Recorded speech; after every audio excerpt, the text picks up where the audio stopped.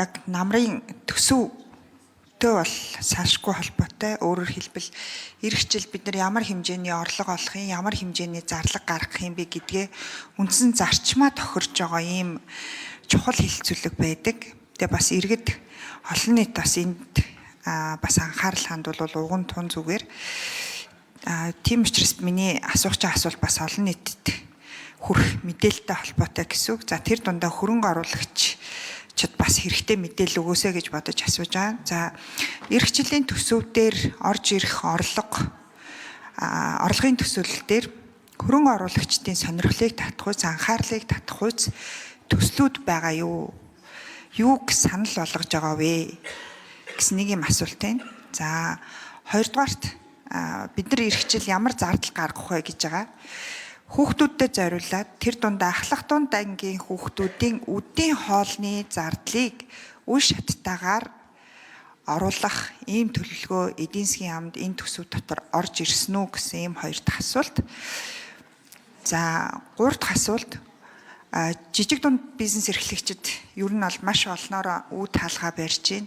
Маш хүнд байдалтай байна. Тэднэрт зориулсан ямар бодлого төсвөөр дамжиж очих вэ? Төр өөрийнхөө компаниудын, төрийн өмчит компаниудын энэ том зах зээлээсээ жижиг дунд бизнес эрхлэгчтэй хэр хуваалцсан гэж харж байгаа вэ? Ямар зах зээл, ямар салбар дээр хэдэн хувиа чөлөөлөөд жижиг дунд бизнес рүү шилжүүлнэ гэж харж байгаа вэ гэсэн ийм нэг гурван асуулт. За хариулъя. Инхээр сайд. За сангийн төсвийн хуваарлалтаа хариулаарай. Энэ төсвийн хүрээ бол Монгол улсынхаа эдийн засаг үйлдвэрлэлийн потенциалын тооцоод ийм орлого олно, ийм зардал гаргана. Энэ хүрээнд төсөв зохио гэсэн ийм хүрээг нь орон зайг нь гаргаж өгж байгаа асуудал. За бодлогын тухайд гадна талдаа ямар мессеж өгж яах вэ гэж. Нэгдүгээр Монголын эдийн засаг өсөх нэ. Доктортой өсөлтөд хангах нь. Хоёрдугаар инфляц боломжийн төвшөнд, олон улсын төвшөнд байна. Олон улсын байгууллагууд Монгол улсын эдийн засгийн яг өсөлтийг манай засгийн газрын тооцоол 2 үндсэндээ мөргөж байгаа. За энэ бол нэг талд эдийн засгийн суур тоонууд. За хоёрдугаарт гадаад зээлийн ашиглалтаа нэмэгдүүлэх бодлого орж ирж байгаа. Энэ бодлогыг бас гадна тал нэлээд анзаардаг. За нэгэн эрх зүйн орчин дээр нэлээд олон зүйлүүд орж ирнэ. Энэ 27 оноос хэрэгжүүлэх гол төсөл хөтөлбөр төр хувийн түвшлэл, гадаадын хөрөнгө оруулалт, дотоодын хөрөнгө оруулалт дээр тулгуурлаж явагдана. Энд бид нар эрчим хүчний томоохон төслүүдийг, дэд үтсийн томоохон төслүүдийг, тээврийн томоохон төслүүдийг хувийн хвшилтэд бид нар төр хувийн хвшлийн түншлэр шийдвэрлэх тийм эрх зүйн орчин бүрдүүлж байгаа, тийм боломжийг нээж байгаа. Нийт улсын төсвөрхийн хөрөнгө оруулалтын потенциал хязгаарлагдмал 2.2 их найд байгаа бол бид төр хувийн хвшлийн түншил, гадаадын хөрөнгө оруулалт энэ гадаад зээлийн их үсрээр бид нар 10 гаруй ихний төгрөгийг төсөл хөтөлбөрийг санхүүжүүлэх боломжийг нээсэн төсвийн хүрээг хэлцүүлж байгаа. За энэ улсын хурлаар батлагдсан нөхцөлд энэ хүрээндээ төсөв зохиогдоод цаашаа явна. За тооцоололттой сангийн яам 4-р микрофон хариулъя. За сангийн яам хариулъя. 4-р микрофон. За сангийн яам санжаад орж гишүүний асуултанд хариулъя. За одоо бол бид нар төсвийн хүрээний мэдээллийг бол хэлцэж байгаа. За хэрвээ төсвийн хүрээний мэдээлэл засгийн газрын өргөн барьснаар батлагдаад энэ дагаж хамт өргөн мэдүүлсэн болоод бас батлагдсан тохиолдолд бол бид нар бол эх жилийн төсөв болон энэ жилийн тодглолыг бол бодлогын хувьд бол илүү инфляц руу чиглэсэн ийм байх болов уу гэж бол харж байгаа. За өрхийн хувьд бол үндэсний статистикаас баталсан 5 өрхийн одоо энэ категорийн дагуу бол яг өрхийн одоо орлогын дийлэх хэмжээ нь бол цалин өснөөс илүү тэтгэвэр тутамж халамж байдаг одоо энэ хэсэг дээр бол илүү одоо халамж тэтгэврийг нэмэгдүүлэх ийм бодлого аргамж аавна.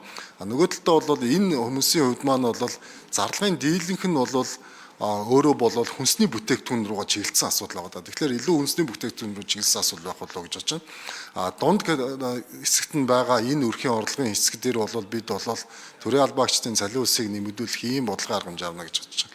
За аж ахуй нэгжийн хувьд бол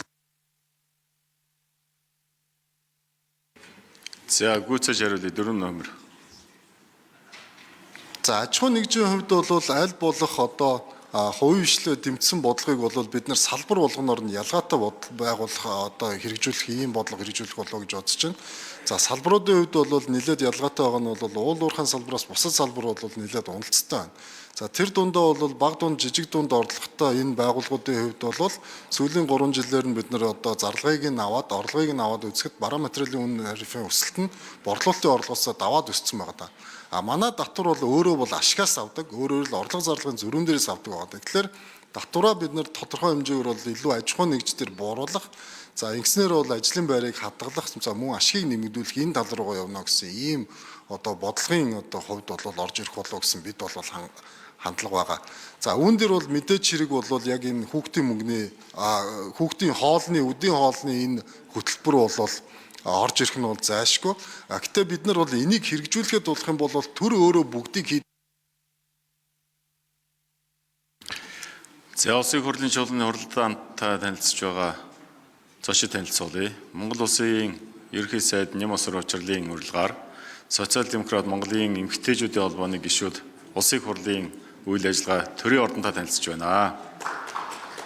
За эрхэм хүндэт эмэгтэйчүүдтэй ажил амьдралын сайн сайхан бүхнийг хүсэн өрөөё.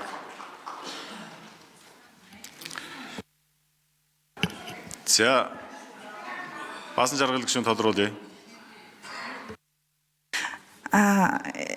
Яг өнөө хүүхдийн үдийн хоолны асуудлыг хувийн хвшилтэй хамтрах тэр дундаа орон нутгийн жижиг дунд үйлдвэрлэл үйлчлэгийн эрхлэгчдийн юм сүлжээг үүсгэх замаар хүүхдийн үдийн хоолны асуудлыг шийдэх, нөгөө талдаа орон нутгийн жижиг дунд бизнес эрхлэгчдэд олгож байгаа зээл, тэдгээрийн эргэн төлөлтийн чанар сайжрах, эргээд орон нутгийн бизнетэд орон зай гаргаж өгөх гэдэг талаас нь бас манай сангийн яам хараад эрх наамар төсвийг боож орж ирэхдээ энэ асуудал дээр онцгой анхаарч өгөөч гэж хүсгээд байна. За тэгэхгүй бол бас хөдөө аж ахуйн яамнаас ч тэр өөр бас зарим нэг албан тушаалтнуудын байр суурь орон нутгийн өмчит үйлдвэрийн газар байгуулах замаар үүнийг шийдэх гэдэг ийм шийдэл оруулж ирээд байгаамаа. Тэгэхээр энэ бол ерөөсөө байж болохгүй зүйл байгаад байгаа. Тэгэхээр нөгөө төрөөс олгож байгаа нөгөө олон хөнгөлөлттэй зээл, нөгөө олон хөтөлбөрт хамрагсан аж ахуйн нэгжүүдтэйгээ хамтарч энэ асуудлыг шийдэх ийм модель загвар оруулж ирээч л гэдэг ийм хүсэлтэй байгаа. За санал хэллээ.